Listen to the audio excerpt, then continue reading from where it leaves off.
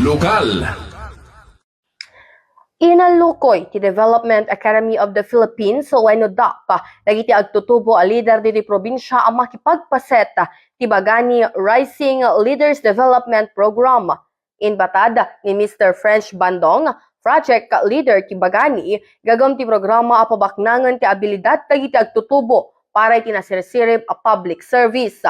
Kunana silulukat daytoy a programa kadag ti leader nga agtawan iti 18 agingga iti 30 manipod iti ahensya ti gobyerno nasyonal, local government unit, sanggunian kabataan, ken kadag iti agad-adal iti kolehiyo ken universidad.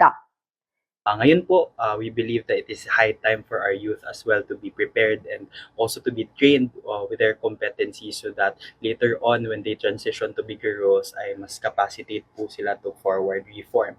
So ang Bagani po ay binubuo ng dalawang component po ito. Yung una, meron tayong open learning track.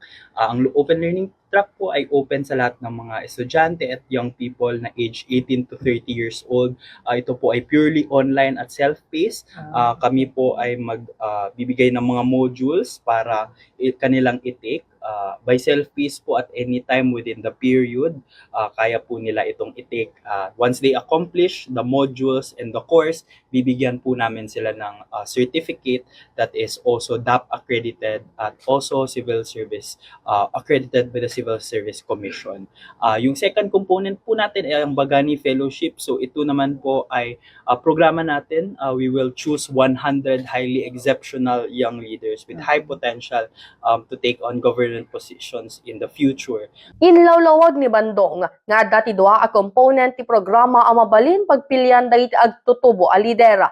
Umuna, ti Bagani Open Learning ang mangidijaya ti 4 a bulan ken self-paced learning program. Ti aplikasyon ket marunggi inton Pebrero agingga Hulyo iti taon 2026. Kabayatan na ti Bagani Fellowship ket limitado laeng iti sangagasot nga agtutubo adumalan iti workshop kon mentorship program para iti innovative project iti masakbayan. Ti aplikasyon ket agnudo inton Marso 22 iti agdama a taon.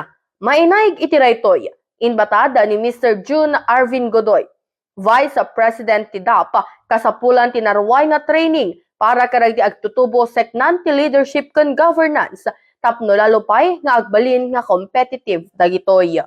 Para iti IFM News, Idol Bernadette Toledo, Tatak, IFM.